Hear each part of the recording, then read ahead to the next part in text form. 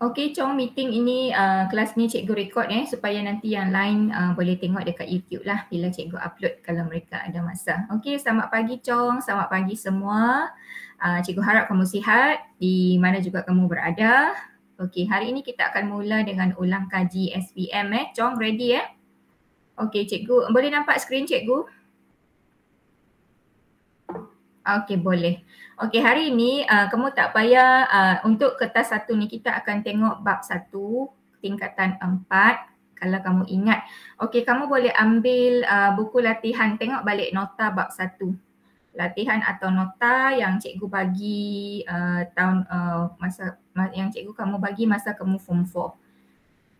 Okey, kalau kamu ingat, okey, bab 1 ini kita belajar langkah keselamatan di dalam makmal. Okey, ini bab 1 tingkatan 4. Okey, kita mula ulang kaji dengan kertas 1 dulu boleh Okey, Chong. Okey, cuba kamu tengok soalan 1. Okey, cuba baca soalan dia.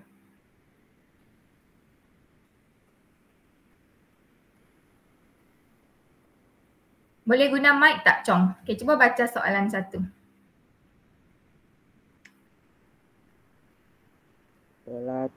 Pelatatan pelindungan diri yang berikut digunakan di dalam makmal sekolah kecuali. Okey, dia kata peralatan perlindungan diri yang berikut digunakan dalam makmal sekolah kecuali, maksudnya dia tanya yang mana yang kita tak guna dalam makmal sekolah. Okey. So A, kod makmal, lab coat. Okay, B, topeng muka, face mask. C, topi keselamatan, safety helmet. Yang keempat, sarung tangan getah, rubber glove. Okey, yang mana kita tak pakai dalam makmal sekolah? C. Okey, bagus Chong. Jawapan dia C. Topi keselamatan. Okey. So soalan ini dia uji kamu punya ingatan. Kamu ingat tak apa peralatan dalam makmal sekolah? Okey, bagus Okey, so jawapan dia C. Okey, kita tengok soalan nombor 2. Okey, soalan nombor 2 dia tanya yang manakah merupakan fungsi Google? Tahu tak Chong Google tu apa? Google.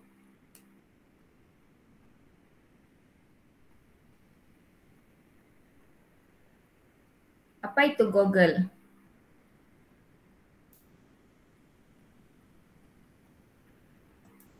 Tahu Chong apa itu Google? Tak tahu. Okey, Google ini yang spek mata besar tu yang kita pakai dalam makmal. Okey. Contohnya bila kita guna bahan-bahan yang kita nak campur bahan yang berasid contoh. Okey. Ataupun kita buat eksperimen yang menggunakan cecair yang agak berbahaya. So kita gunakan Google untuk lindung mata kita. Okey. Dalam bahasa Inggeris pun dia panggil Google. Okey, so Google ini guna untuk apa, Chong? Tadi baru saja cikgu cakap. A. Melindungi mata dari kepenatan.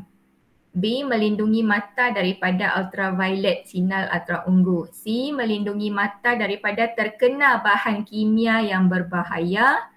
D. Melindungi muka daripada terkena bahan kimia yang berbahaya. So yang mana jawapan dia?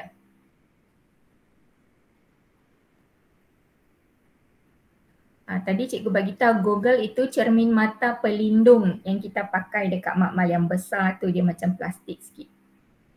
Melindungi mata, baca betul-betul jawapan dia. A. Melindungi mata daripada kepenatan, fatigue, betul ke? Cuba baca semula pilihan jawapan. Melindungi muka daripada terkena bahan kimia berbahaya. Dia melindungi muka atau melindungi mata, Chong? Google.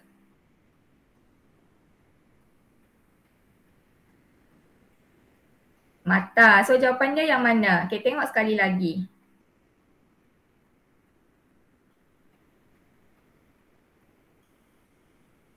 Jawapan dia yang mana? So yang A ni kita boleh reject sebab dia melindungi mata daripada kepenatan. Ini salah lah. Okay, salah. B, melindungi mata daripada sinar ultraungu. Ini pun salah. Kita tak pakai dia untuk lindung mata daripada ultraviolet. tadi cikgu bagi tahu kita guna Google bila kita buat eksperimen kita menggunakan larutan yang berbahaya. Contohnya asid yang pekat.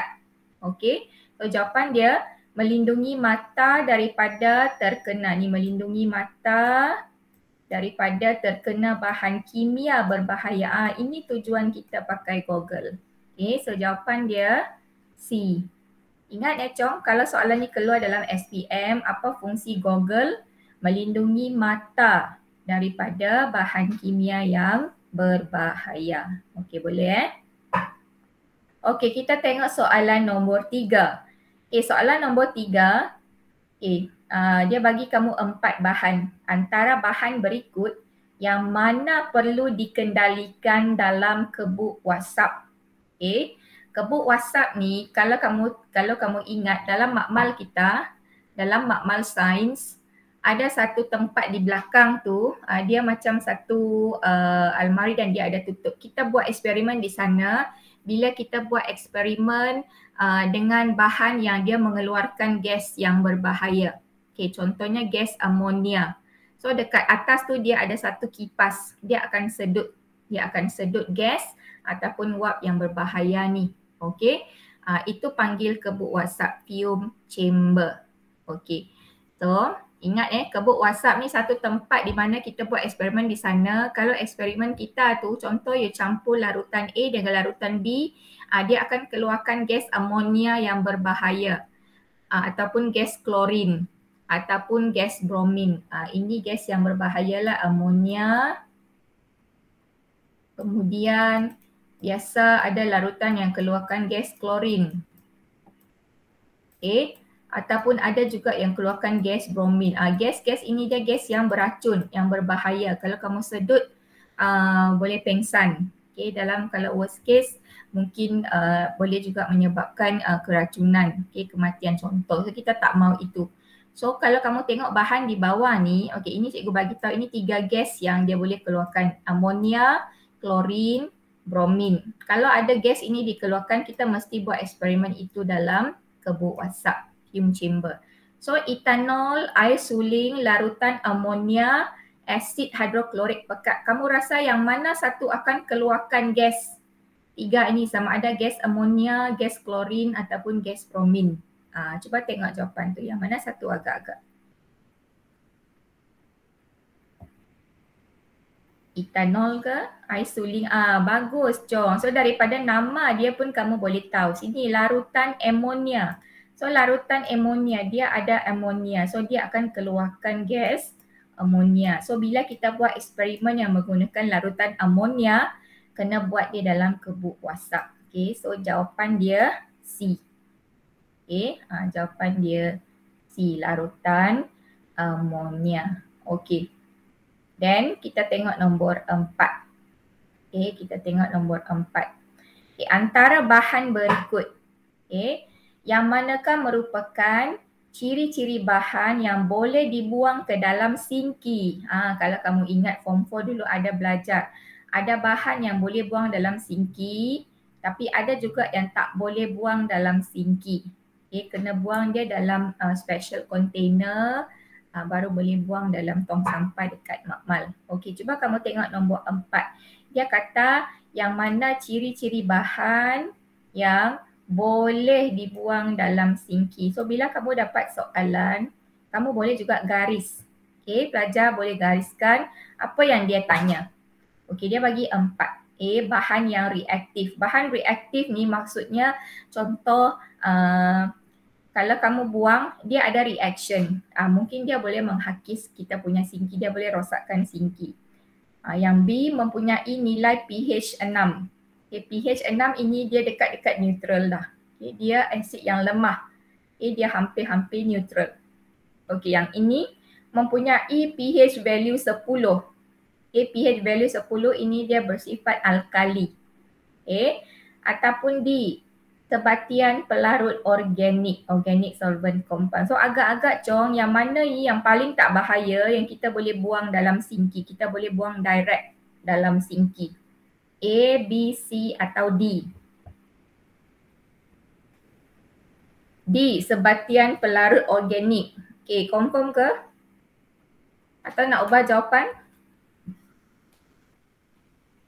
Tak. Okay, so jawapan dia sebenarnya jawapan dia B. Okay, jawapan dia B. Mempunyai nilai pH 6. Okay, pH 6 ini dia adalah hampir kepada pH 7. pH 7 ini air suling. Okay, so dia hampir neutral. Hampir neutral mean dia yang paling kurang berbahaya lah. Okay, sebatian pelarut organik ini, yang ini kita tak boleh buang direct ke dalam sinki. Okay, kita kena buang dia dalam satu container, baru kita masuk dalam dustbin tong sampah. Okay, so answer dia B Okay. Okay, then kita tengok soalan seterusnya, nombor 5. Boleh Chong? So cikgu harap mana soalan yang kita bincang in the future, kalau dalam exam dia tanya, kamu boleh ingat lah, kamu boleh faham. Okay, sekarang nombor 5. Okay, cuba baca soalan nombor 5 Chong.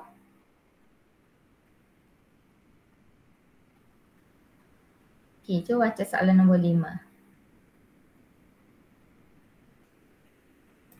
Soalan dia panjang sikit. Okay, dia kata semasa sekumpulan murid menjalankan eksperimen dalam makmal. Contohlah kelas 5 pemata pergi makmal. Okay, tiba-tiba ada sebatang termometer merkuri telah jatuh ke lantai dan pecah. Okay, kita guna termometer untuk apa, Chong? Termometer dalam makmal tu, termometer kita guna untuk apa? Nak ukur apa dengan termometer?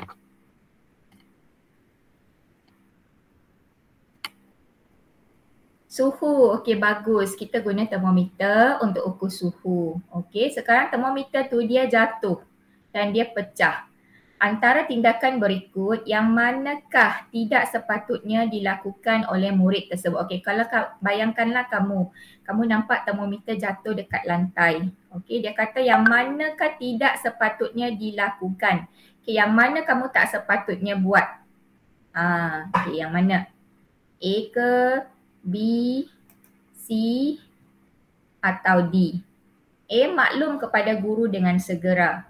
B, jadikan kawasan tumpahan sebagai kawasan larangan. Min, budak lain jangan pergi sana. C, kamu kutip serpihan kaca dan tumpahan merkuri menggunakan tangan. Okay. Ataupun D, kamu tabur serbuk sulfur untuk menutupi tumpahan. Dia kata soalan dia yang manakah tidak sepatutnya dilakukan oleh murid tersebut. Min, yang mana kamu tak boleh buat? Jangan buat perkara itu. Okay, A, B, C atau D?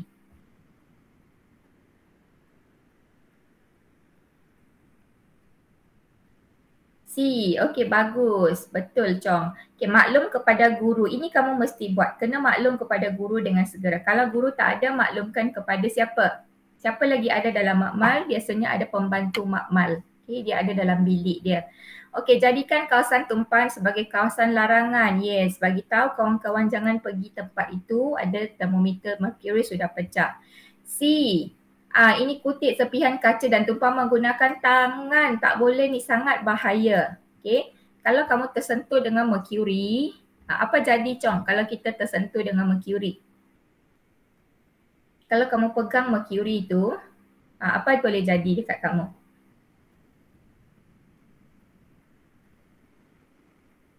Merkuri tu dia macam silver color tu, silver color liquid. Kalau dia masuk dalam badan kita, contoh kamu pegang, okay?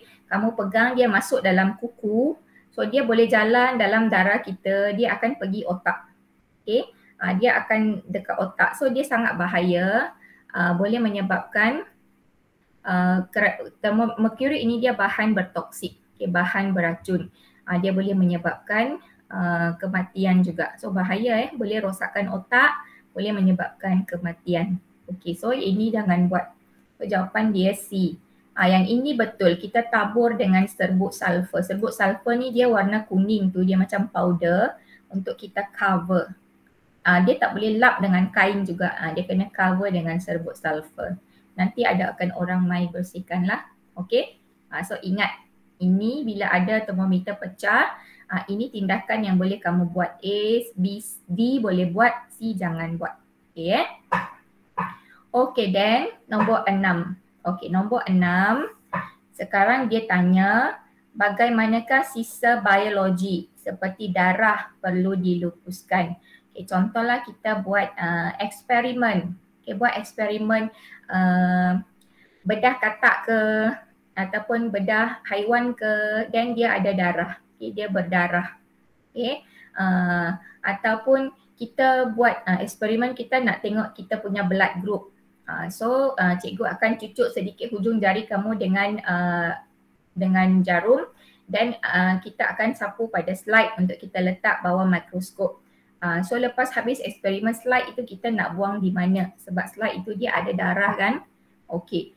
So macam mana kita nak lupuskan? Kita nak buang dengan cara yang betul. Macam mana? Adakah A, masukkan ke dalam bekas khas, masuk dalam special container ataupun buang direct ke dalam tong sampah. Okay. Ataupun kita nyah kontaminasi dia secara autoclave. Maknanya kita nyah kuman dia, kita masuk dia dalam satu macam periuk yang pressure tinggi. Okay. Untuk kita hapus, untuk kita bunuh dia punya kuman. Okay. Dan dibalut dengan tisu dan disejuk bekukan. Yang mana Chong agak-agak sisa biologi seperti darah perlu dilupuskan. Okay, yang mana? Kamu rasa yang mana? A, B, C, D. A, masukkan ke dalam bekas khas. Okey. Okay, masukkan dalam bekas khas. Selalunya yang kita masukkan dalam bekas khas ini barang-barang yang tajam. Chong. Okay. Biasa kita masuk dalam bekas khas ni barang-barang yang tajam. Contoh pisau, jarum yang kita sudah tak gunakan dalam eksperimen, kita boleh masuk dalam bekas khas. Okay. Buang dalam tong sampah ini yang lain lah. Okay. Contoh tisu ataupun sisa makanan yang kita buat eksperimen kita bakar hari itu kalau kamu ingat. Okay. So sebenarnya jawapan dia untuk darah ni kita perlu buat yang ini. Kita masuk dia dalam satu bekas yang tekanan periuk, yang tekanan tinggi, pressure tinggi, temperature tinggi untuk kita sanitize dia. Okay, baru kita boleh buang. Okay, kalau yang D ini kita balut dalam tisu dan sejuk bekukan. Ini kalau kita buat eksperimen macam tadi cikgu cakap kita bedah katak kan. Okay, katak tu sudah tak guna katak tu, nak buang katak tu dekat mana? Tak boleh buang directly macam tu. Kita kena balut katak tu dalam tisu dulu dan kita bagi dia sejuk, beku, baru kita buang supaya dia tak busuk. Okay, so untuk darah ingat kita perlu nyah contaminate dia, di sanitize lah. Ini maksudnya kita sanitize dia secara autoclave. Okay, boleh Okay, dan kita tengok soalan nombor 7. Okay, soalan nombor 7. Okay, soalan nombor 7 dia tanya jenis pemadam kebakaran yang boleh memadamkan kebakaran melibatkan peralatan elektrik. Kamu ingat tak Chong? Ada berapa jenis pemadam api yang kita ada? Kamu biasa tengok tak dekat makmal ada satu tong berwarna merah kan dekat dinding. Yes, bagus, ada 4. Okay, ada 4 jenis pemadam api yang biasa kita gunakan. Okay, dia tanya sekarang jenis pemadam kebakaran untuk peralatan elektrik. Contoh, satu rumah sudah terbakar. Dia terbakar sebab short circuit. Okay, sebabkan elektrik. Okay, so yang mana kita boleh guna untuk padam kebakaran melibatkan peralatan elektrik? Boleh tak guna air, Chong? Kebakaran sebab elektrik, boleh guna air tak? Tak boleh, dia tak boleh. Air kalau kena barang elektrik nanti dia lagi current itu dia boleh flow melalui air, so bahaya. Okay, B, buih dan air pun ada air dekat sana, so tak boleh juga, salah. So yang mana? So tinggal 2 saja. Sama ada kita guna serbuk kering dan buih ataupun kita guna karbon dioksida dan serbuk kering. So yang mana jawapan dia?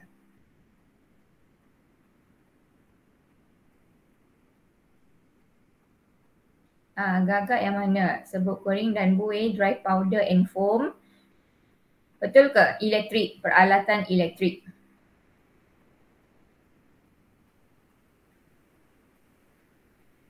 Okay, sebenarnya jawapan dia D. Yes, jawapan dia D. Okay, untuk peralatan elektrik, kita gunakan carbon dioxide. Okay, dan juga serbuk kering. Okay, buih ini kita tak mau sebab buih ini bila buih itu dia form, dia melt, dia akan jadi air juga. Okay, so dia tak boleh guna. So kita gunakan carbon dioxide dan serbuk kering. Untuk elektrik kita guna pakai yang dry punya. Carbon dioxide dan serbuk kering. Okay, boleh Okay. Then kita tengok soalan nombor 8. Okay, air ni kita guna untuk apa? Untuk padam kebakaran yang disebabkan oleh kayu contohnya. Okay, kita boleh gunakan air. Okay. Okay, then nombor 8. Okey. Apakah kebaikan pemadam api ABC? Okey, ABC. Ingat tak? ABC ini salah satu contoh daripada 4 jenis pemadam api kebakaran yang kita gunakan. Okey, dia kata apa kebaikan? Apa advantage kita gunakan pemadam api ABC? Adakah sebab dia ringan? Ataupun mudah diselenggara, easy to maintain, ataupun hanya perlu disembur sekali saja, ataupun sebab dia boleh memadamkan kebakaran jenis cecair sahaja. Yang mana?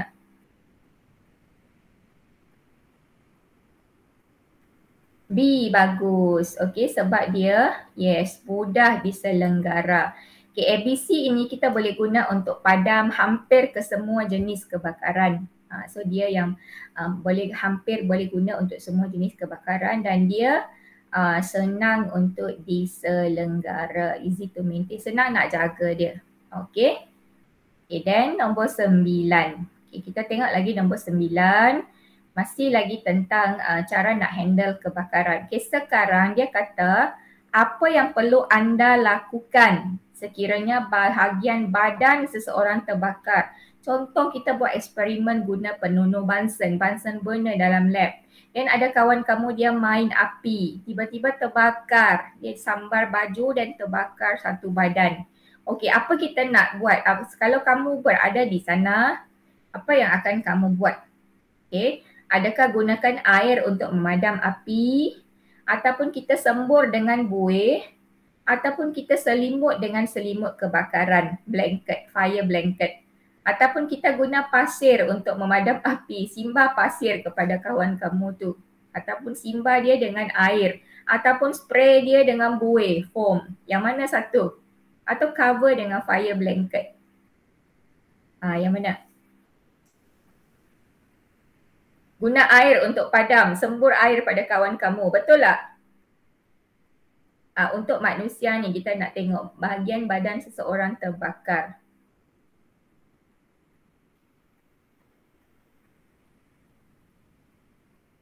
Yang mana? Sebenarnya jawapan dia C, bagus. Okey. So bila bahagian badan seorang terbakar, biasanya kita akan minta dia berguling-guling. Kamu biasa tengok dalam TV kan, kalau ada orang terbakar, dia akan guling-guling badan dekat tanah. Okay, sebenarnya dia guling-guling tu dia nak padamkan api. Kita tak boleh sembur dia direct dengan air, nanti kulit dia akan melecur teruk. Okay. Ataupun sembur dengan buih pun tak boleh. Guna pasir lagilah tak boleh. Okay. Nanti habis pasir melekat semua dekat kulit dia yang terbakar. So dia akan menyebabkan kecacatan dan bahaya. Boleh mati. Okay. Daripada nak selamatkan, kita bagi dia mati pula. Okay, so kita selimutkan dengan ini. Cover with fire blanket. Selimutkan dengan selimut kebakaran. Okay. Kalau tak ada selimut, kita boleh minta dia untuk berguling. Okay, guling dekat lantai. Okay, dan nombor 10. Ingat untuk manusia sama ada kita minta dia berguling ataupun selimutkan dengan selimut kebakaran. Okay, now kita tengok soalan ke-10. Dia kata, sekolah anda telah didatangi oleh pegawai dari Jabatan Pendidikan Negeri. JPNP ni yang mai lawat sekolah kita. dia nak buat audit, dia nak check. Audit ini dia nak check, okay, alat pemadam kebakaran di sekolah. Okay. So mereka akan check perkara-perkara yang berikut kecuali yang mana dia tak akan check. Okay. Dia kata semua ini dia akan check kecuali yang mana dia tak check. Okay. A, dia punya expiry date, tarikh luput pemadam kebakaran. B, jenis pemadam kebakaran. D, bilangan pemadam kebakaran. Dekat sekolah tu ada berapa fire extinguisher. B, ada apa jenis pemadam yang ada dekat sekolah itu. Ataupun D, pembekal pemadam kebakaran. Kita beli dengan siapa? Supplier of the fire extinguisher. Kamu rasa mana yang tak penting? Yang dia tak perlu check. Tarikh luput ke, jenis ke, bilangan ke ataupun pembekal. Siapa yang jual pemadam kebakaran itu? Yang mana yang kamu rasa tak berapa penting, dia tak check pun tak apa.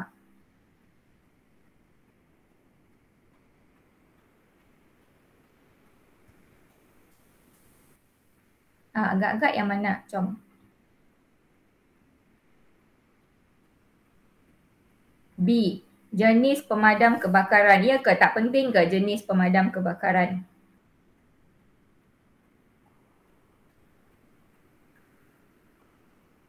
Ada nak ubah jawapan? Tarikh luput. Tarikh luput ni sangat penting, Chong. Semua produk dia mesti ada expiry date. Kalau sudah habis, dia kena tukar dengan yang baru. Termasuklah alat pemadam kebakaran. So A ini sangat penting. Tarikh luput.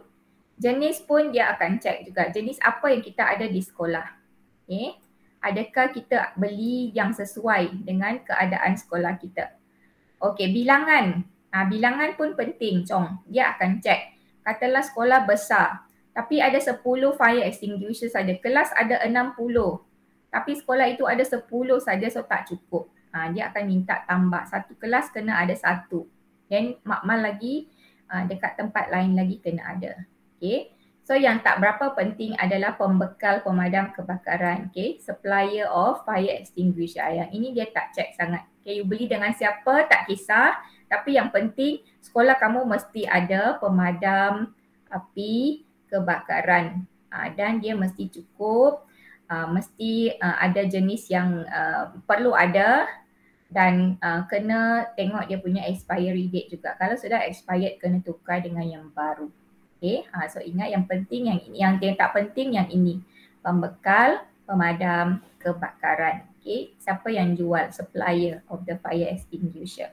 Okay, boleh Chong. Ini adalah contohlah soalan-soalan yang biasa tanya untuk kertas 1 untuk tajuk langkah keselamatan di dalam makmal. Okay, safety precaution in the laboratory. Okay. Sekarang 9.40, kita ada sedikit masa lagi. Cikgu rasa kita boleh tengok satu contoh soalan struktur dekat sini Okey, ini yang cikgu kita bincang tadi. Kamu bagi tahu tadi ada 4 jenis pemadam kebakaran. Okey, bagus Okay, ini contoh soalan di kertas 2 bahagian B. Okay, bahagian B. Raja menunjukkan alat pemadam kebakaran yang biasa dijumpai di kawasan sekolah. Yang pertama ini jenis foam, buih. Okay. Kemudian jenis air, water. CO2 ini carbon dioxide. Okay, carbon dioxide.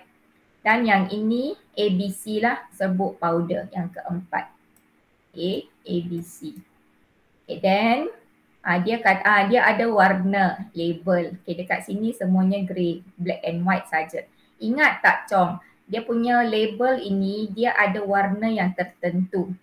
Okay, kalau kamu ingat ada belajar, dia minta kita nyatakan warna label bagi pemadam kebakaran X dan Y.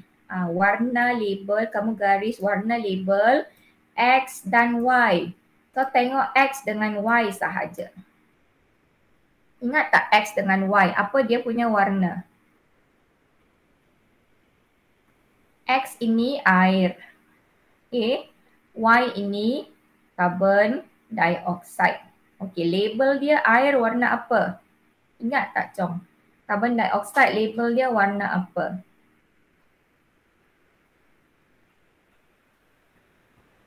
X. Untuk air, label dia warna apa?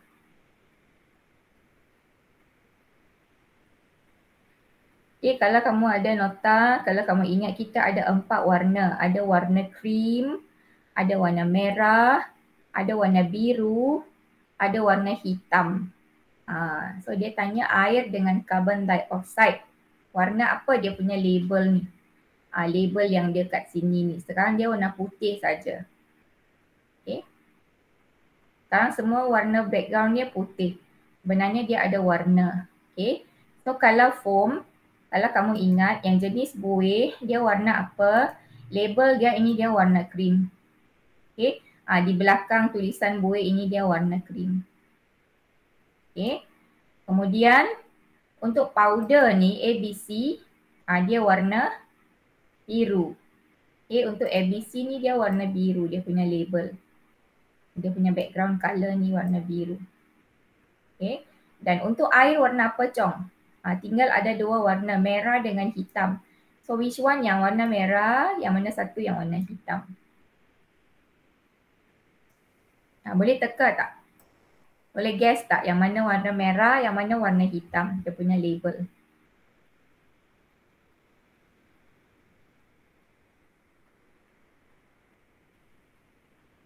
Okay, untuk air label dia warna merah. Okay, untuk air label dia warna merah ni. Belakang dia ni warna merah. Okay, dia punya label penuh lah warna merah. Dia ada tulisan air. Dan untuk carbon dioxide, dia punya label warna hitam. So bila dia label hitam, tulisan dia ni warna putih lah. Okay, tulisan CO2 ni dia warna putih. So ini dia punya label, kamu kena ingat. Okay, untuk air dia label warna merah. Dia punya warna label. Dan untuk carbon dioxide, label dia warna hitam. Okay, warna hitam. Boleh Okay. Next, soalan B. Okay, dia kata, berdasarkan raja ni lah raja 1 ini, WXYZ. Dia kata, nyatakan satu pemadam api yang boleh memadam kebakaran yang melibatkan minyak masak. Minyak masak. Okay, menyebabkan, contoh ada satu kedai, dia masak, dan dapur dia terbakar sebab minyak terlalu panas. Okay, dia lupa. Dia panaskan minyak nak goreng, dan ada orang call, dia cakap di handphone terlalu lama. So minyak sudah jadi sangat panas dan api naik sambar minyak. Habis satu dapur terbakar. Okay, boleh guna yang mana, Chong? Untuk padam kebakaran yang disebabkan oleh minyak masak. Boleh guna foam ke, boleh guna air ke, boleh guna carbon dioxide ke, ataupun boleh guna serbuk powder. Sebenarnya dia ada lebih daripada satu jawapan. Tapi boleh kamu tuliskan satu saja. Yang mana kamu rasa boleh padam api yang disebabkan oleh minyak masak? Z. Okey, bagus. Boleh guna Z. Okay, gunakan ABC ataupun serbuk punya dry powder. Ada lagi tak selain daripada Z? Ada lagi tak yang boleh guna? Foam boleh guna tak untuk minyak masak? Foam ini dia air Air tak boleh campur dengan minyak, nanti dia lagi naik api. So ini tak boleh sebab dia ada air.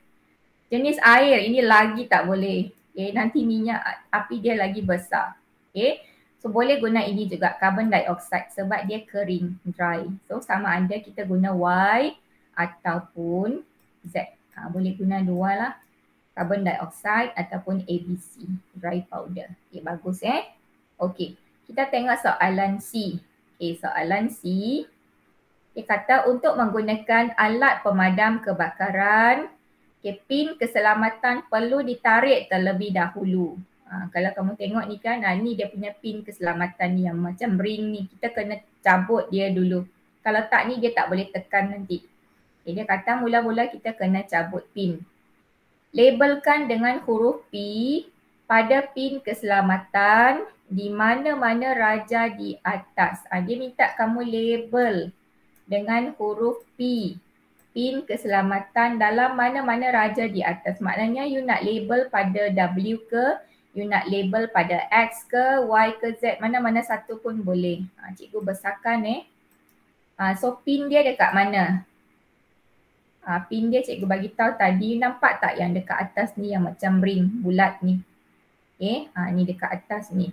So kita label lah dia ini pin, label dia dengan P. Ataupun dia boleh label di sini. Okay, ataupun boleh label yang Y ini. Okay, ataupun sini label, tunjuk dia P. So tak perlu label semua, pilih mana-mana satu saja. Okay, sebab soalan dia kata pada mana-mana raja yang kamu suka. Okay, so boleh kita pin, dapat 1 markah dekat sana. Okay, so kena ingat bahagian lah, ini dia punya safety pin, ini dia punya tube. Okay, ini dia punya tube. Ini dia punya handle, dia punya pemegang. Okay, boleh Okay, dan ada lagi tak soalan? Okay, soalan D, ini soalan yang terakhir untuk nombor 1. Okay, dia kata, senaraikan 2 perkara yang perlu diberi perhatian. Dia nak 2 perkara yang perlu diberi perhatian semasa menjalankan audit alat pemadam kebakaran di sekolah. Okay. Tadi kita tengok soalan objektif kan, ada soalan ini. Dia kata, okay, ingat tak tadi apa yang perlu mereka cek? Dia minta 2 saja.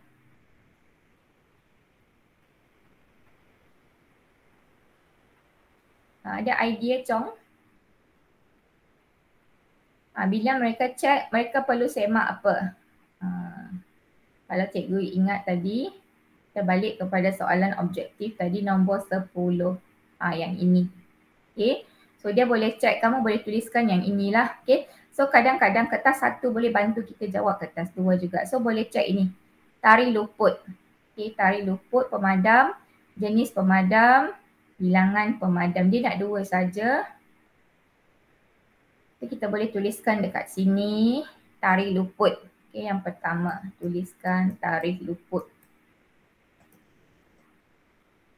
Okay. Dia punya tarikh luput, expiry date. Right? Kemudian apa lagi? Jenis. Okay.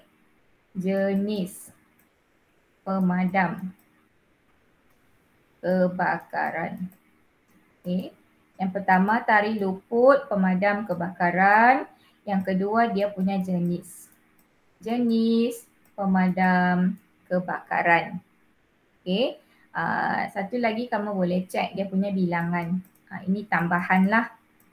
Okay, bilangan. Okay, pemadam kebakaran. Ada berapa? Cukup ke tidak? Kalau tak cukup, kena bagi tahu mereka kena tambah. Okay. Yang keempat, boleh cek juga lokasi dekat mana mereka simpan. Okay, adakah dia simpan di tempat yang betul? Contohnya dia sepatutnya gantung di dinding. Tapi dia simpan di lantai, salah lah. Ataupun dia simpan dalam store, orang tak nampak, so pun salah. Okay, so kita tuliskan lokasi. Dia letak dekat mana? Lokasi alat pemadam kebakaran. Okay. Satu lagi dia boleh cek dia punya pressure reading, bacaan tekanan. Okay, kalau kamu tengok gambar ni, ada satu part ini, tengok ni macam ada meter dekat sana. Ini dia punya pressure gauge, bacaan tekanan. Dia boleh cek juga dekat sana. Okay. So yang kelima boleh tulis bacaan tekanan pada alat pemadam kebakaran. Okay, cikgu tambahlah nombor 5. Okay, bacaan tekanan. Okay. So ada 5 perkara ni dia boleh cek. Yang pertama tarikh luput. Yang kedua dia boleh cek dia punya jenis. Yang ketiga boleh cek dia punya bilangan cukup atau tak cukup. And then yang keempat dia punya lokasi. Okay, adakah dia simpan di tempat yang betul, mudah dilihat dan mudah dicapai semasa perlu digunakan, semasa kecemasan. Okay. Dan yang kelima boleh cek dia punya bacaan tekanan. Okay, adakah normal ataupun dia sudah rosak ke macam mana? Kalau rosak kena ganti. Okay, boleh Okey Chong. So hari ini kita, cikgu rasa itu kita bincang soalan objektif ada 10 dan kita bincang soalan 1 fokus kepada jenis alat pemadam kebakaran ada 4 dan kita sudah tengok dia punya warna label yang betul dan yang mana kita boleh gunakan untuk padam jenis kebakaran yang tertentu. Okay. Kemudian soalan C, dia minta label dekat mana pin, keselamatan, safety pin, dan yang D, apa perkara yang perlu disemak semasa menjalankan audit alat pemadam kebakaran di sekolah. So ada 5 lah. Okay. So boleh ingat dalam exam boleh tuliskan mana-mana 2 ataupun mana-mana 3. Kadang dia minta 1 saja. So tari luput, jenis, bilangan, lokasi, bacaan, tekanan.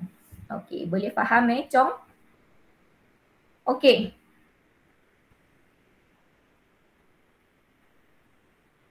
Boleh faham apa cikgu bincang hari ini? Boleh follow Chong? Okey, boleh. Okeylah cikgu rasa itu saja untuk hari ini. Okey, nanti kita tengok lagi hari Khamis kita ataupun kita boleh satu lagi soalan boleh kot. Boleh lagi tak satu soalan? Soalan ni pendek saja. Boleh soalan 2. Lagi 7 minit. Boleh Okey, boleh. Okey, kita tengoklah soalan 2. Okey, masih lagi tentang kebakaran. So ada 2 soalan saja bahagian B. Cikgu rasa sempatlah. Okey, ini dia kata Raja 2 menunjukkan satu kebakaran yang sering berlaku dekat rumah. Okey, kamu nampak tak gambar ni Chong? Gambar 2. Apa yang terbakar ni?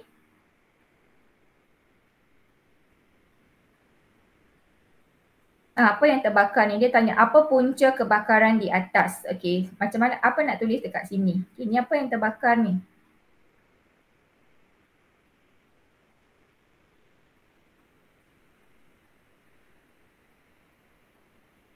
Air ke ni? Kamu nampak tak ada wire di sini, ada plug, ada soket. Okey, ni gambar dia. Ni wire, contohlah ini wire komputer, ini wire handphone, ini wire TV, ini wire aircon. So dia sudah overloaded dan akhirnya dia terbakar. So apa punca kebakaran di atas? Ini adalah disebabkan oleh peralatan apa?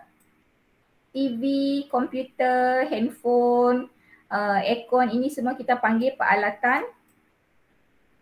Peralatan apa Chong?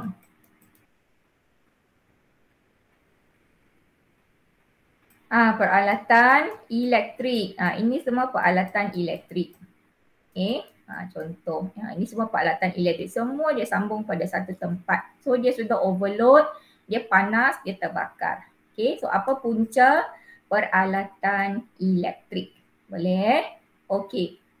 Sekarang B, apa jenis pemadam kebakaran yang paling sesuai untuk kebakaran jenis elektrik? Tadi kita ada tengok dekat soalan objektif. Kalau peralatan elektrik, boleh padam dengan pemadam api jenis apa? Chong. Buih ke, air ke, karbon dioksida ke, ataupun serbuk kering? Tadi ada 2 kan, ingat tak yang mana boleh guna? Apakah jenis pemadam kebakaran? Dia kata jenis pemadam kebakaran yang paling sesuai digunakan. Boleh guna air tak Chong? Serbuk kering. Bukan sebar, serbuk kering. Boleh guna serbuk powder. Serbuk itu powder, dry powder. Serbuk kering. Satu lagi boleh guna yang CO2, karbon dioksida. Ada 2 yang boleh guna. Karbon dioksida ataupun serbuk kering. Yang atas ni tadi boleh guna yang Y dengan Z lah. Y dengan Z. Boleh guna yang ini. Satu lagi yang ini. Jenis powder. Serbuk. S-E-R-B-U-K. Serbuk kering. Okay, then kita tengok yang ketiga. Okay. Apakah jenis pemadam kebakaran yang tidak sepatutnya digunakan? Dia kata jenis pembakaran yang tidak sepatutnya digunakan bagi kebakaran yang disebabkan oleh peralatan elektrik dalam Raja 2. Jelaskan jawapan anda. Okay, yang mana yang tak boleh digunakan Chong? Okay, yang mana? Tak boleh guna yang jenis air. Okey, bagus. So jawapan dia air. Dapat 1 markah bila kamu tuliskan air. Kenapa tak boleh guna air Chong?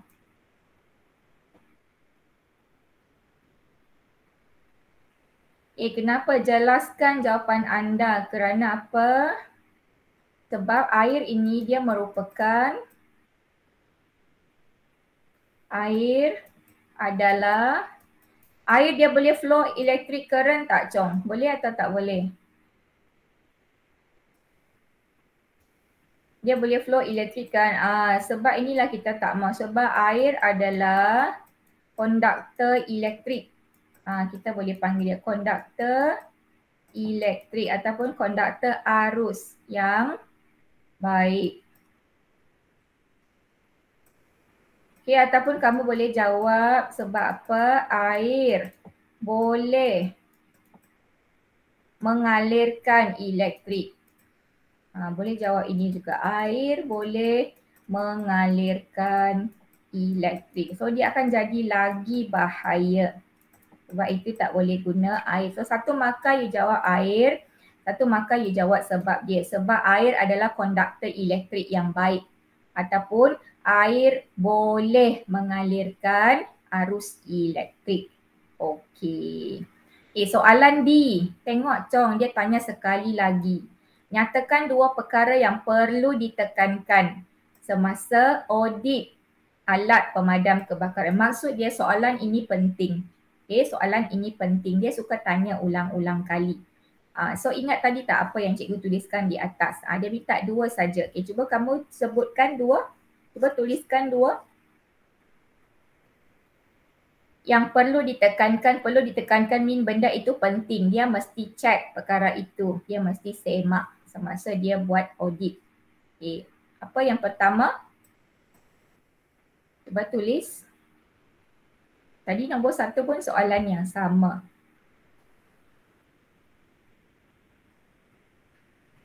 Yang pertama dia punya tari luput. Bagus, very good. Ada T di belakang Chong. Expiry date. Tarikh luput. LUPUT. Expiry date. Satu lagi Chong. Yang kedua. Selain daripada tarikh luput, apa lagi yang mesti check? Tadi ingat tak cikgu sebut ada? Cikgu bagi 5 tadi dekat nombor 1.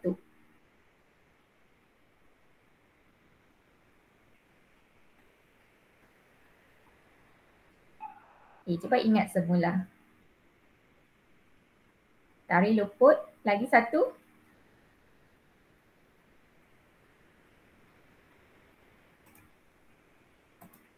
Boleh? Jom, ingat tadi. Cikgu tunjuklah sekali lagi. Yang ini. Ini. Boleh ambil mana-mana satu. Yang mana? Cuba tuliskan satu. Jom. 1, 2, 3. Ada 1, 2, 3, 4. Ada 5. Tadi tarikh luput kamu sudah tulis. Bagus.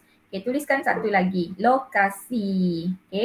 Lokasi alat pemadam kebakaran. Tuliskan lokasi. Dekat mana dia simpan.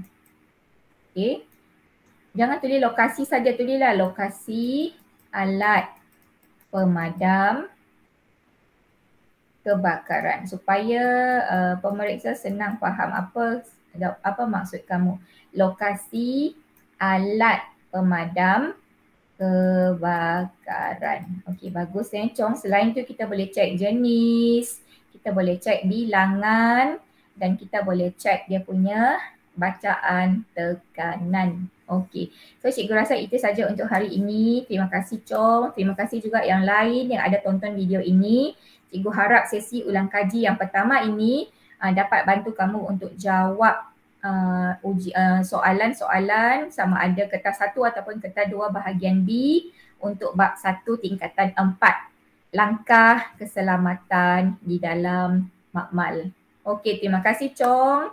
Hari Khamis cikgu jumpa kamu lagi Kita tengok bab seterusnya pula. So thank you. Boleh leave meeting ini. Belajar rajin-rajin, jaga diri Jumpa kamu hari Khamis nanti. Bye-bye. Thank you Chong. Thank you semua terima kasih juga kepada kamu.